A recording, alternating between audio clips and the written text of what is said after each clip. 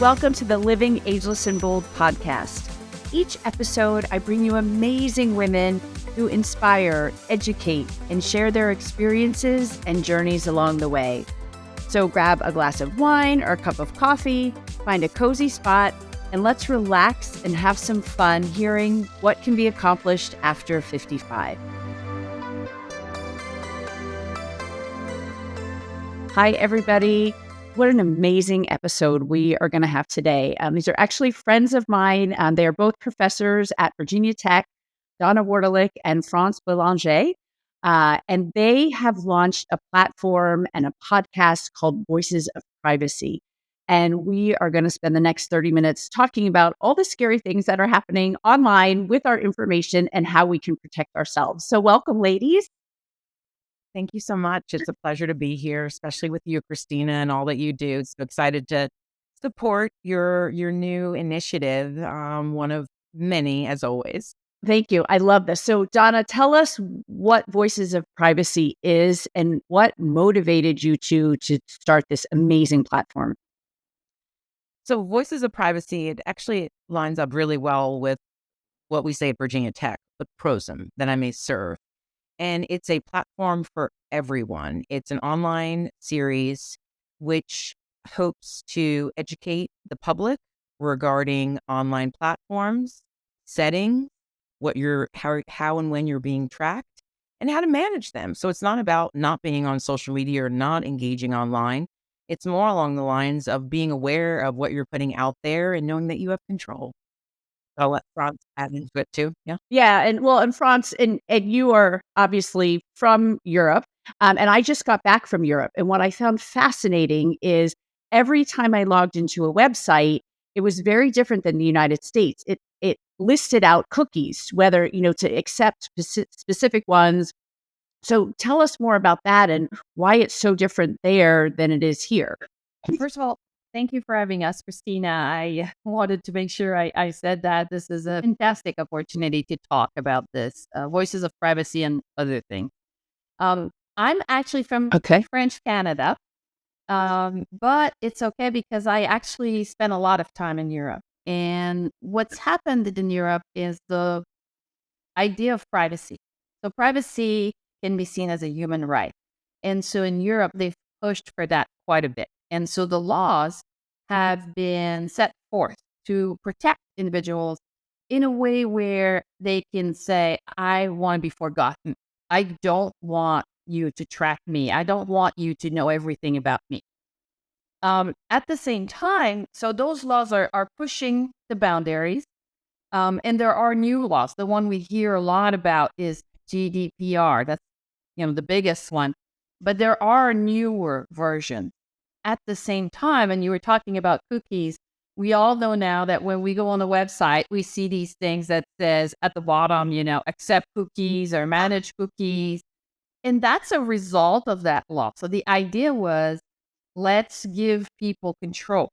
Now, I have to say, it created maybe a monster because now people see that. And when they're in a hurry to go to a website, they just say, I do it. All.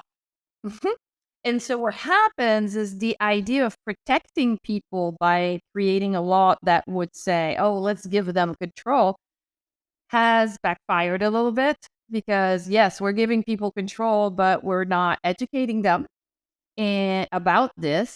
And we're just in the rush of everything, giving the easy option of accept everything. And so it's a lot of work to protect your privacy. We hear the word cookies and we think we know what cookies are, but honestly, I don't know. And I hit accept all. What am I giving away when I hit that accept all? What are cookies? Okay, so cookies are small text files that get stored on your computer.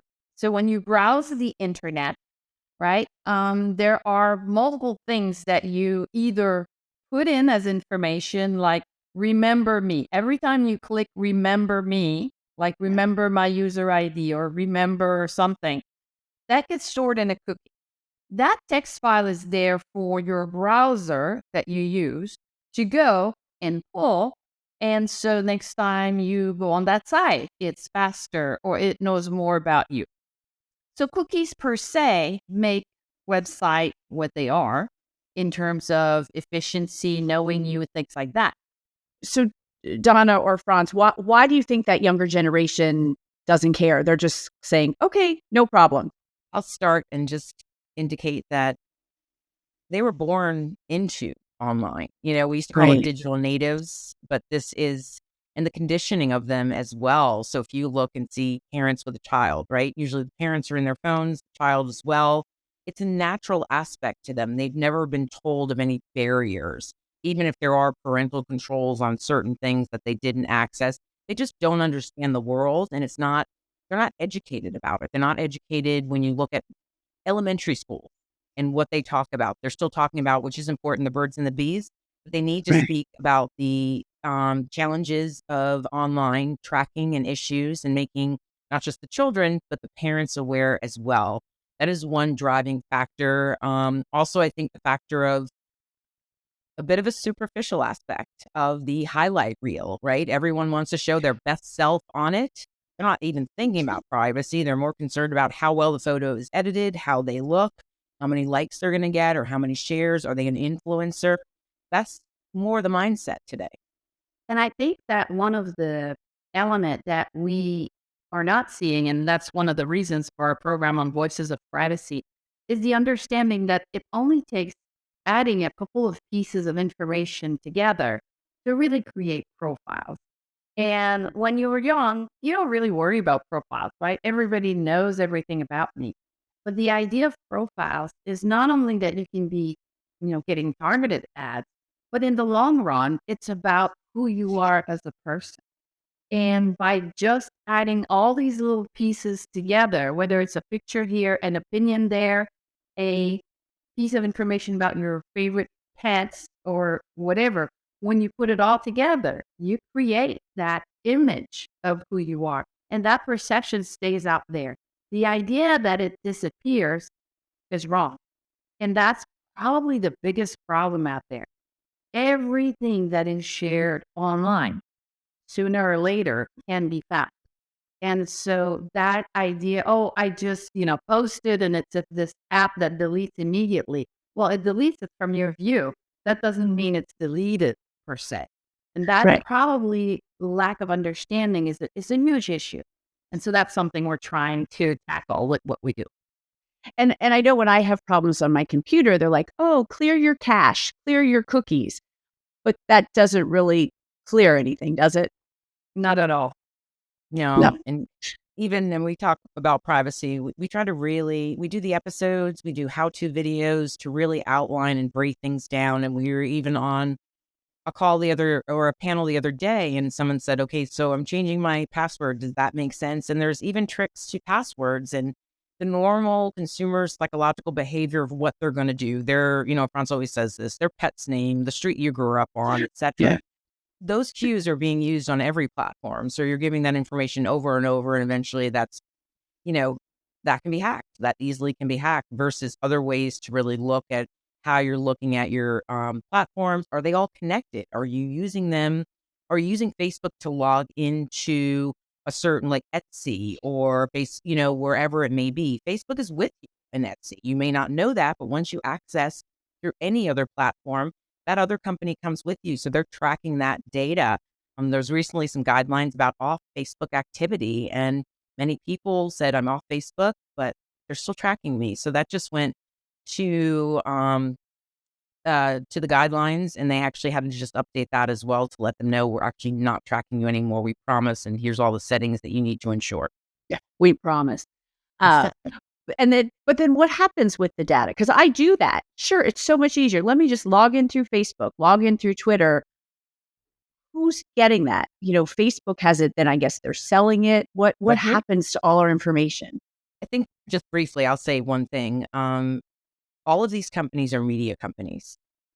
Media companies, who's the product? We are. That's who they're selling.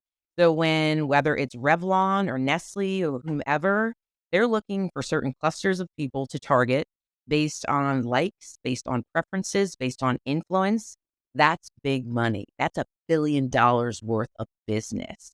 So that is part one of it. But Franz, I'll let you continue.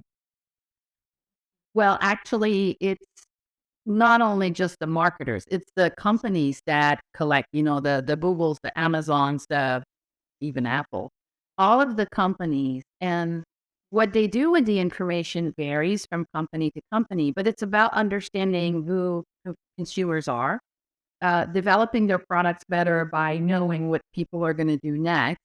And it started a long time ago. We just forgot about it, right?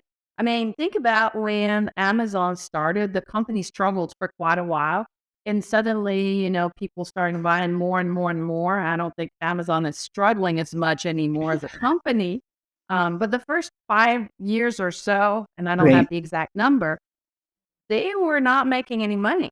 I But see. they started saying, oh, if you buy this, you might like this. If you people who've Right. looked at this also look at this, where does this information come from? Well, there's not somebody sitting behind a computer and saying, oh, yeah, I've noticed this. It's algorithms collecting all the information that of what we do, what we look at, what's the flow of how we look at things, and then they can make recommendations. So we use the word algorithms, you know, but an algorithm is just a function that puts it all together and comes up with, oh, people who do this do that as well. And people who look at this are typically of this kind. That goes into everything from just buying behaviors to political affiliation to everything else. And so the question people have to ask themselves is, am I okay with everybody knowing this about me? And that's the question we want people to realize what the information is out there, what can be done with it, and then make their own informed decisions about what to share or not to share. Well, so our audience is, mainly women over 55. I'm 56. I've been doing this. How long's the internet been around? 25, 30 years. Can I do anything now? Or is all my information for the most part out? So part of me thinks it's a paradox, and we talk about this as well online because it's you want to be social, you want to be communal, you don't want every single bit of your life online. And that's where I think the education comes in to say it's not about not using these platforms. It's about understanding and being educated about why they're collecting information. And sometimes that could be good. As you'll see in some of our how to's, it says, do you like gardening or trips to Italy? And if you tag that and say yes, you're going to get content that aligns Right. with that. So that's value, right? It's the other stuff that you don't want to see that if you don't turn it off, gray it out, etc., it becomes tracking and then leads you into other profiles and clusters that don't really resemble you. So all of a sudden you're getting spam, you're getting all this sort of stuff. So from a tracking standpoint, we want great content. The future right now is personalization. So the closer they can get to things that we will allow them to see and people we will allow them to connect with. But we really do have all the control. So it's not about throwing up your hands. It's about putting down your hands and looking at the settings and really navigating to say, I now have a choice. I can see this, or maybe I've never seen this on my feed. Can I see information about this? So that's the value end of it. And marketing is all about value. So from that standpoint, we look at it. So, So, Franz, can I go backwards? So yes. can I okay, I would love to hear about that. Like how do we fix what we've done over the last 20 or 30? Right. So I was actually going to comment on that. You can't totally fix what has been done over the last 30 years. So in many ways, I remember writing my first website about me, and I was coding it by hand. So that tells you how old I am. And I wrote, my hobbies and what I like to do. And then maybe like within a year, I realized this was public. It took me a while. And so I erased everything. And years later, I found a website that collects copies of all websites. Yes. And Yep. so they had that site in there. And so, okay, so maybe somebody can figure out what my hobbies were, 25 years ago. That's okay. I make a decision now about what I want to reveal. So let's take an example. There was a story about the Roomba recording everything, right? Um, so it's a choice I make. I can have a Roomba that's going to clean my house, but I have to know that my house is going to be met. in that this information is going to say how big what at least one of the floors is and what kind of rooms, are in there and things like that. So if I decide this is not what I want to do, then I don't allow that sharing of information. Now, I want to go back to the paradox because one of the biggest paradox I go through right now is I've always been a relatively private person and I try not to put things out there. My friend Donna made me go the other way. And it's a huge challenge for me mentally because she says, "Oh, now you have to do, this social media and you have to click and you have to post and you have to do this." And I'm like, "But I don't want anybody to know anything about me." And it's not about trying to hide anything. It's just who I am as a person. And that, my paradox is I'm living in this other world now where too much is being posted, right?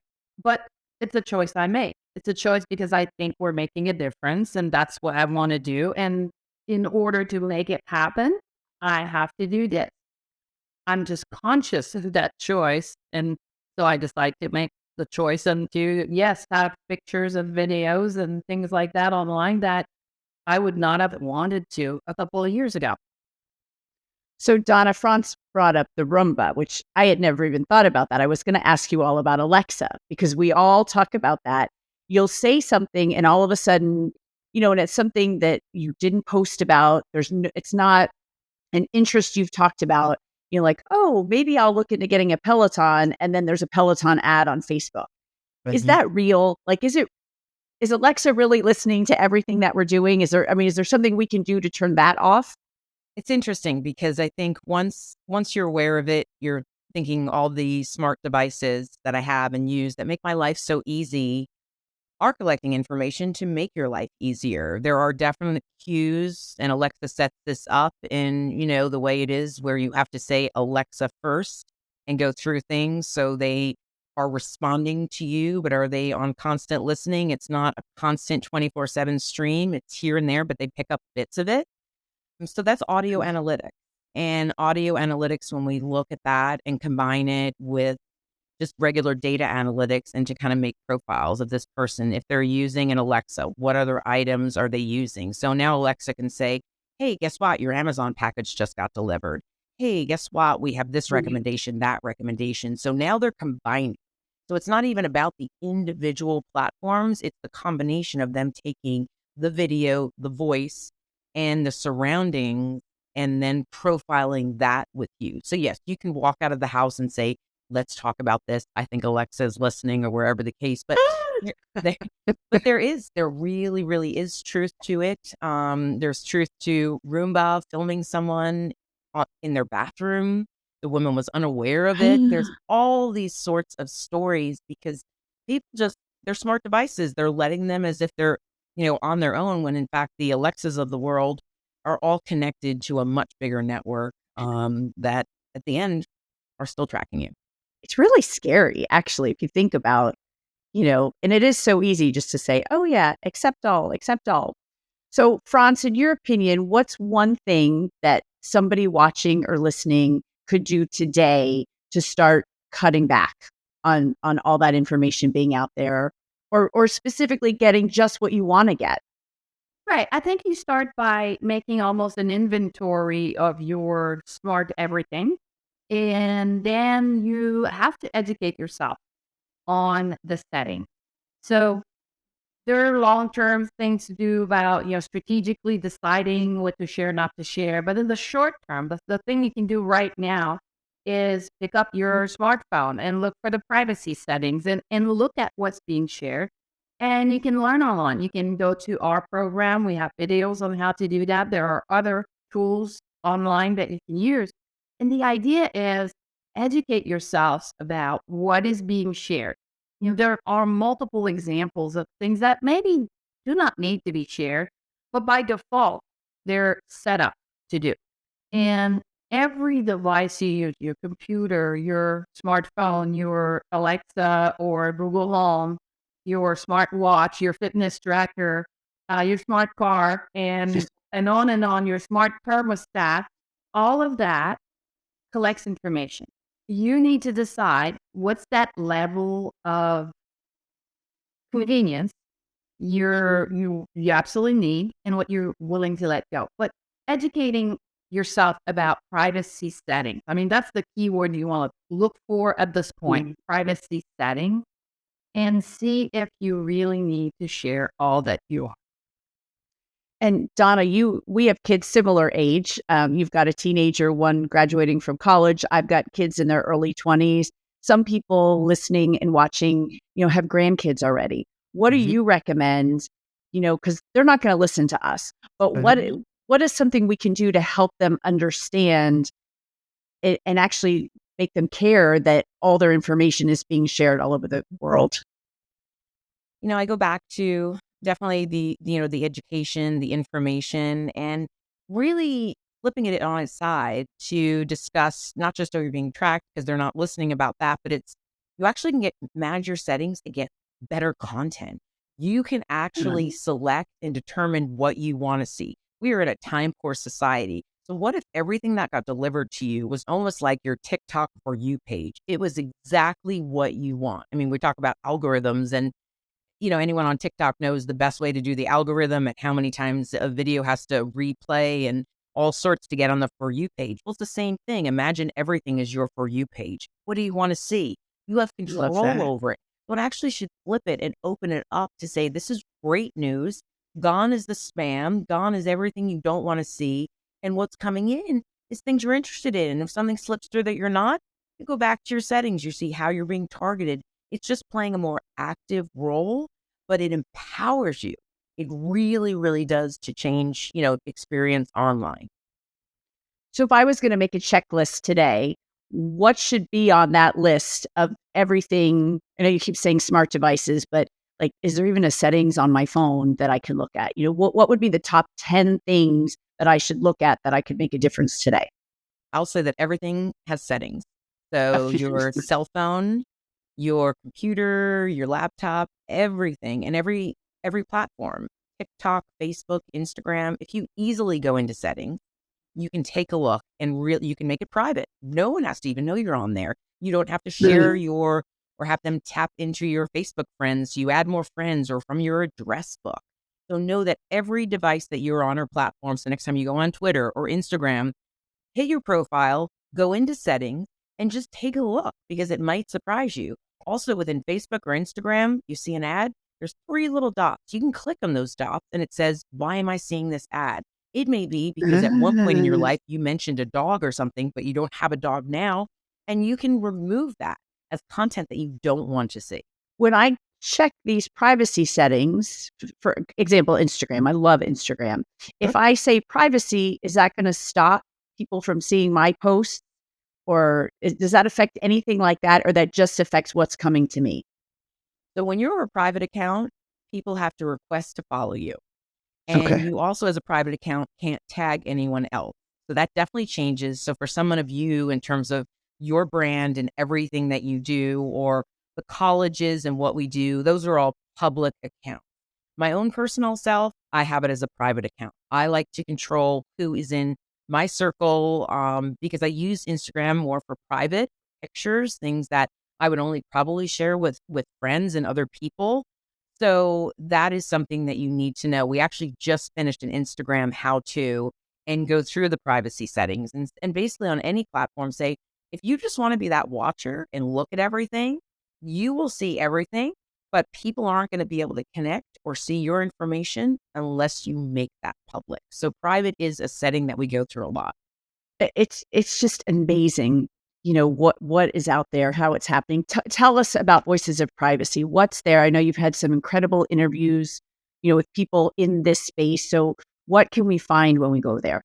So what we did is we have a website where we put all the collection of everything we have done so far, and we have a lot planned.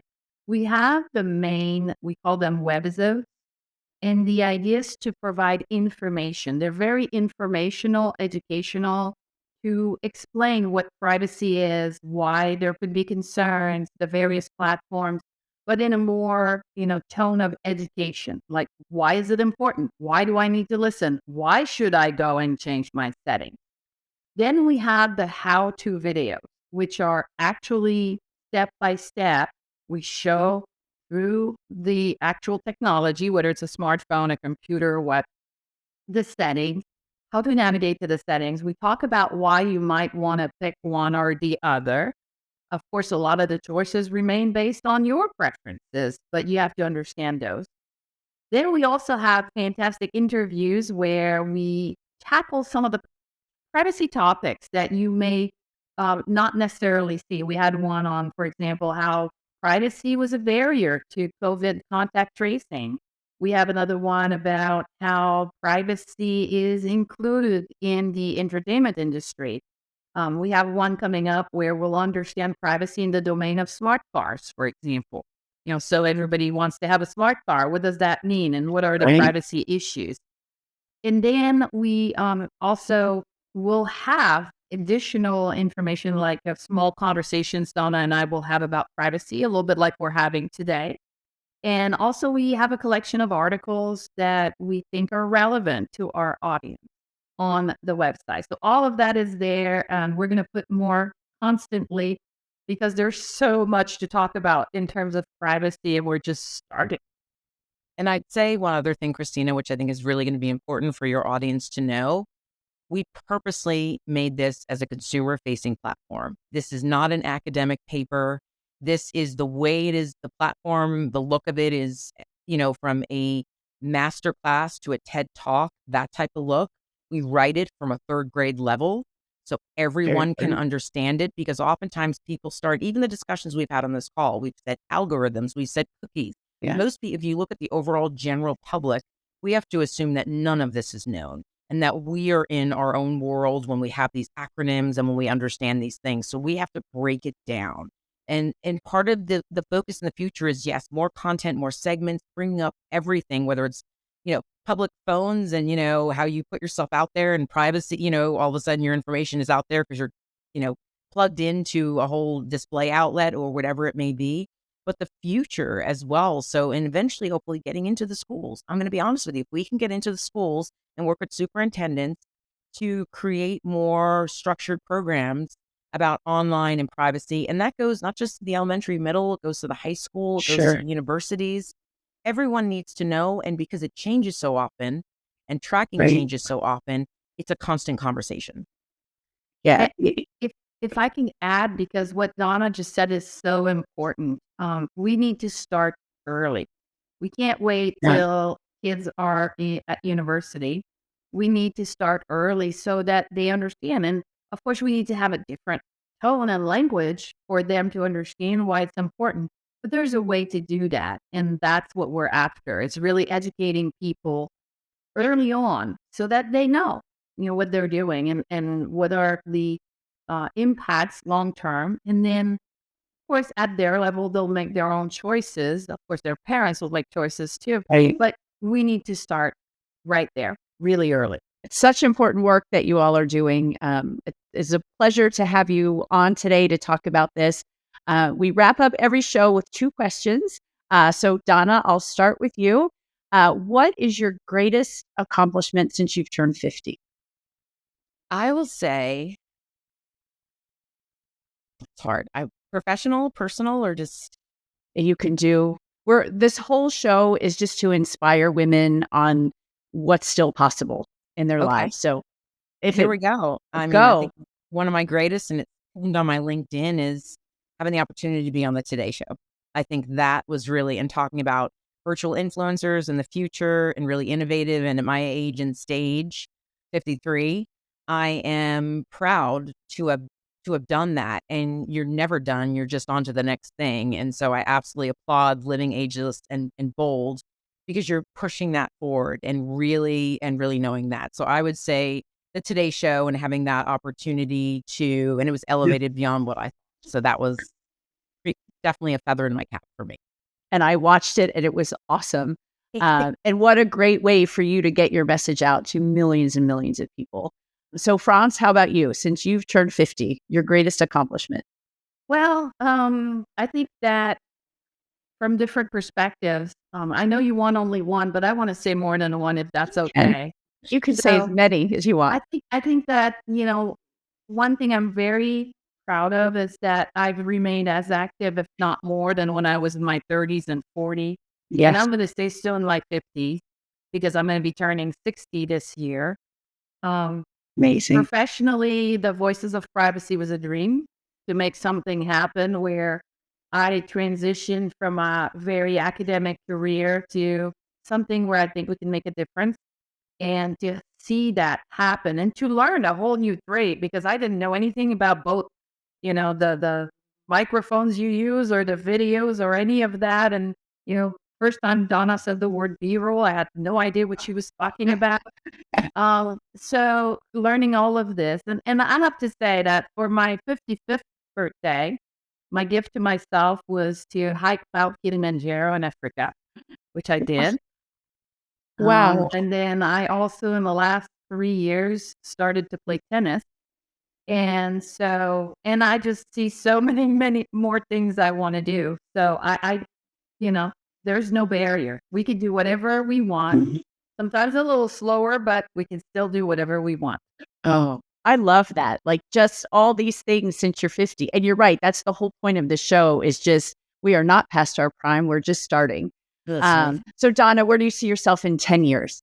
can I go with the beach and Yeah, you can absolutely. We've had a few um, of those. there's definitely I always see myself giving back.